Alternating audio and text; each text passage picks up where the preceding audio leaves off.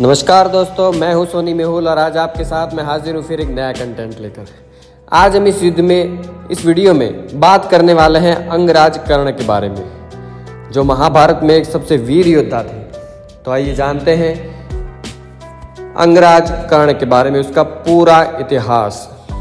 कर्ण महाभारत के एक वीर योद्धाओं में से एक है, जिनकी छवि वर्तमान में एक शूरवीर और एक दानी के रूप में प्रतिस्थापित है। विभिन्न मान्यताओं के अनुसार उनका जन्म कुंती, श्री कृष्ण के पिता वासुदेव की बहन और भगवान कृष्ण की बुआ के घर एक वरदान के रूप में हुआ था। एक दिन दुर्वासा ऋषि चहल पहल करते हुए कुंती के महल में आए। उस समय कुंती अविवाहित थी। तब कुंती ने पूरे 1 वर्ष तक दुर्वासा ऋषि की सेवा की। सेवा भाव के दौरान दुर्वासा ऋषि ने कुंती के भविष्य को अंतर्मन से देखा और कुंती से कहने लगे, तुम्हें राजा पांडु से कोई संतान प्राप्त नहीं होगी। इसके लिए तुम्हें मैं एक वरदान देता हूँ कि तुम किसी भी देवता का स्मरण कर उससे संतान प्राप्त कर सकती हो। इतने कहने के बाद दुर्वासा ऋषि वहां से चले गए। तभी उत्सुकता पूर्वक कुंती ने सूर्य देव का ध्यान लगाना शुरू किया। वो प्रतिदिन सूर्य देव की पूजा अर्चना करने लगी। उनके भक्ति भाव से प्रसन्न होकर सूर्य देव प्रकट हुए और उन्होंने कुंती को एक पुत्र का वरदान दिया, जिसके कुछ समय बाद कुंती ने एक पुत्र को जन्म दिया, जिसमें सूर्य का तेज झलकता था। और यही नहीं, जन्म से ही कर्ण के शरीर पर कवच और कुंडल थे। अब आइए जानते हैं कर्ण का बचपन। अविवाहित होने के कारण लोक लाज से बचने के लिए कुंती ने अपने पुत्र को एक टोकरी में रखकर गंगा नदी में बहा दिया। अविवाहित होने के कारण लोक लाज से बचने के लिए कुंती ने अपने पुत्र को एक टोकरी में रखकर गंगा नदी में बहा दिया, जहां कुछ ही मीलों दूर महाराज धृतराष्ट्र का सारथी अधिरथ और उनकी पत्नी राधा नदी किनारे कपड़े धो रहे थे। उसी समय उन्होंने एक टोकरी को बहते देखा और नदी से बाहर लाए। जब उन्होंने देखा एक नन्हा सा बालक रो रहा है, जिसे देख दंपति जोड़ा काफी खुश हुआ और उन्होंने उसे गोद लेने का निर्णय लिया, जिसके चलते उसका नाम वासुसेन रखा गया। किशोरावस्था से ही कर्ण युद्ध कला में पारंगत थे। वो अपने पिता की भांति रथ की जगह युद्ध कला में अधिक रुचि रखते थे। एक दिन उनके पिता अधिरथ उन्हें गुरु द्रोणाचार्य के पास ले गए, जो उस समय के सर्वश्रेष्ठ वीर योद्धाओं में से एक थे। गुरु द्रोण सिर्फ कुरु वंश के राजकुमारों को ही शिक्षा देते थे, जिसके चलते उन्होंने सूत पुत्र कर्ण को शिक्षा देने से इनकार कर दिया, क्योंकि कर्ण एक सारथी का पुत्र था और द्रोण क्षत्रिय को ही शिक्षा देते थे। उसके बाद युद्ध कला को सीखने के लिए वे परशुराम से मिले, जो केवल ब्राह्मणों को ही शिक्षा देते थे। ये जानकर कर्ण ने स्वयं को एक ब्राह्मण बताया और शिक्षा प्राप्त की, जिसके चलते वे युद्ध कला और धनुर्विद्या में निपुण हुए। उन्होंने अपने पिता की इच्छा को पूर्ण करते हुए रुशाली नामक एक सूत पुत्री से विवाह किया। इसके बाद कर्ण ने एक और विवाह किया, जिसका नाम था शूरपया। इन दोनों पत्नियों से कर्ण को 9 पुत्र प्राप्त हुए। उनके 9 पुत्रों ने महाभारत के युद्ध में प्रतिभाग लिया, जिसमें वृषसेन अर्जुन के हाथों से वीर गति को प्राप्त हुए। वृषकेतु एकमात्र ऐसा पुत्र था जो जीवित था। युद्ध के दौरान कर्ण की मृत्यु के पश्चात रुशाली भी कर्ण के चिता पर ही सती हो गई। पुराणों के अनुसार जब गुरु द्रोण ने हस्तिनापुर में युद्ध पराक्रम की एक प्रतियोगिता का आयोजन करवाया, तब उस प्रतियोगिता में अर्जुन को विशेष धनुर्धारी के रूप में सम्मानित किया गया।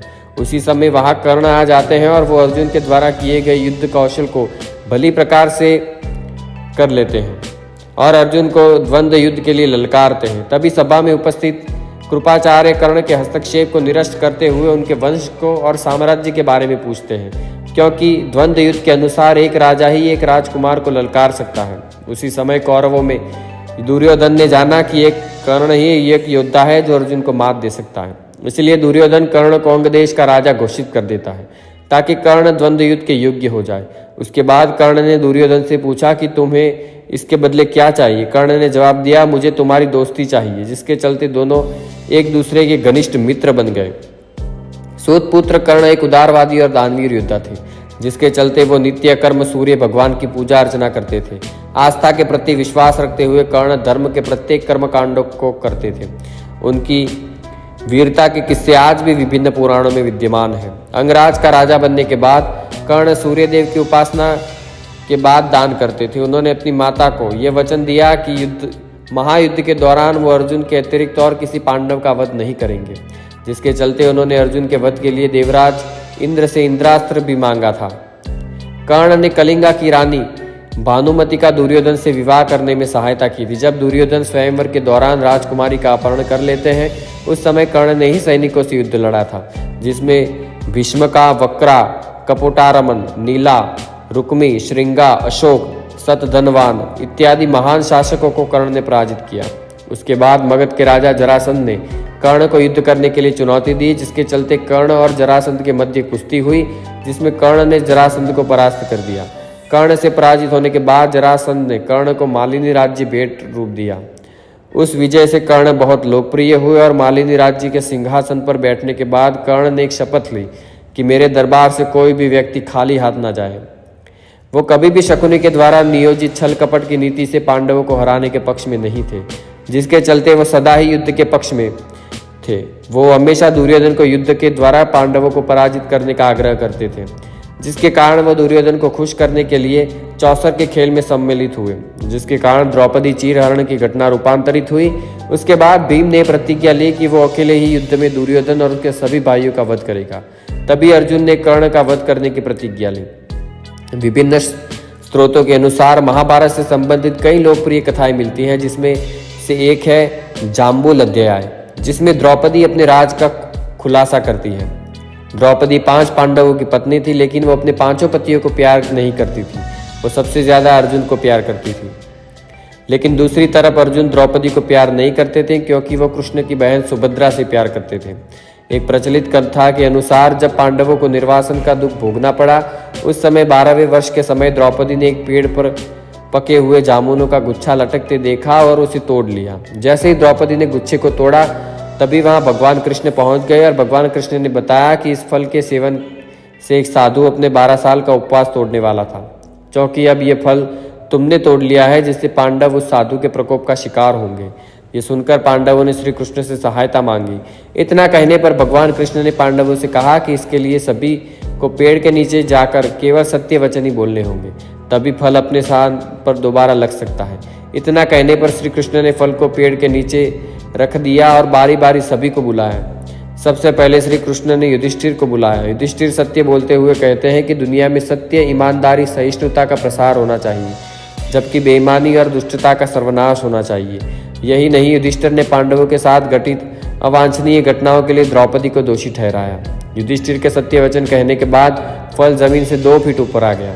उसके बाद भीम को बोलने के लिए कहा गया और श्री कृष्ण के द्वारा चेतावनी दी गई कि अगर तुमने झूठ बोला तो फल जलकर राख हो जाएगा। तभी भीम ने सभी के समक्ष सत्यता को स्वीकार करते हुए कहा कि खाना, युद्ध, नींद और यौन इच्छा के प्रति वो कभी भी कम आसक्ति नहीं होते हैं, और वो धृतराष्ट्र के सभी पुत्रों को मार देने की प्रतिज्ञा लेते हैं, और साथ ही वो उनके व्रज का अपमान करने वाले व्यक्ति को मृत्यु के घाट उतार देने की भी प्रतिज्ञा करते थे। पौराणिक कथाओं के अनुसार अर्जुन के पिता और देवराज इंद्र को इस बात का पता चल गया था कि कर्ण को युद्ध क्षेत्र में तब तक अपराजित नहीं किया जा सकता तब तक उसके पास उसके कवच और कुंडल रहेंगे, जो जन्म से ही उसके शरीर पर थे। इसलिए जब कुरुक्षेत्र का महाभारत युद्ध हुआ, तब इंद्र ने एक योजना बनाई और प्रण किया कि वो कर्ण को कवच और कुंडल के साथ युद्ध क्षेत्र में नहीं जाने देंगे। इंद्र मध्याह्न में जब कर्ण सूर्य देव की पूजा कर रहा होता है, तब उस समय एक भिक्षुक बनकर कर्ण से कवच और कुंडल मांग लेते हैं। सूर्य देव इंद्र की योजना के बारे में कर्ण को सावधान भी करते हैं, लेकिन वो उन्हें धन्यवाद देकर कहता है कि उस समय यदि कोई उससे प्राण भी मांग लेगा तो वो मना नहीं करेगा। तब सूर्यदेव कहते हैं कि यदि वह स्ववचनबद्ध है तो वो इंद्र से अमोघा शस्त्र मांग ले। तब अपनी योजना अनुसार इंद्रदेव एक भिक्षुक का वेश बनकर कर्ण से कवच और कुंडल मांग लेते हैं। चेतावनी मिलने के बाद भी कर्ण मना नहीं करता और खुशी खुशी अपना कवच कुंडल दान कर देते हैं। तब कर्ण की इस दान प्रियता और प्रसन्न होकर वो उससे कुछ मांग लेने के लिए कहते हैं, लेकिन कर्ण ये कहते हुए कि दान देने के बाद कुछ मांग लेना दान की गरिमा के विरुद्ध है, मना कर देते हैं। और इतना सुनने के बाद इंद्र कर्ण को अपना शक्तिशाली अस्त्र वासुकी प्रदान करते हैं, जिसका प्रयोग वो केवल एक बार ही कर सकता था। इसके बाद कर्ण का एक और नाम वैकर्तन पड़ा।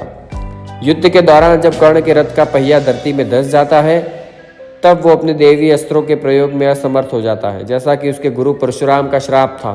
उस समय कर्ण अपने रथ के पहिए को निकालने के लिए नीचे उतरता है और अर्जुन से आग्रह करता है कि वो युद्ध के नियमों का पालन करते हुए कुछ देर के लिए बाण चलाना बंद कर दे। तभी श्री कृष्ण ने अर्जुन से कहा कि कर्ण को कोई अधिकार नहीं है कि वो युद्ध नियमों और धर्म की बात करे, क्योंकि अभिमन्यु वध के समय कर्ण ने भी किसी भी युद्ध नियम और धर्म का पालन नहीं किया था। तब कहा गया था कर्ण का धर्म जब उसने दिव्य जन्मा द्रौपदी का जन्म हवन कुंड से हुआ था। उस द्रौपदी को कुरुराज सभा में समक्ष उसने वेश्या कहा था। इतना सुनकर अर्जुन ने कहा कि कर्ण अभी असहाय है, इसलिए वो बाण नहीं चलाएगा। तब श्री कृष्ण ने अर्जुन से कहा कि इस निर्णय मोड़ पर अभी कर्ण को नहीं मारा गया तो संभवतः पांडव उसे कभी भी नहीं मार सकेंगे और ये युद्ध कभी भी नहीं जीता जा सकेगा। तब अर्जुन ने एक दैवीय शस्त्र का उपयोग करते हुए कर्ण का सिर धड़ से अलग कर दिया और कर्ण के शरीर के भूमि पर गिरने के बाद एक ज्योति कर्ण के शरीर से निकली और सूर्य में समाहित हो गई। तो दोस्तों, हमने इस वीडियो में बात की अंगराज कर्ण के बारे में। तो मुझे उम्मीद है ये वीडियो पसंद आया होगा, तो लाइक करें, शेयर करें, सब्सक्राइब करें। मिलते हैं अगले नई वीडियो के साथ, तब तक के लिए धन्यवाद।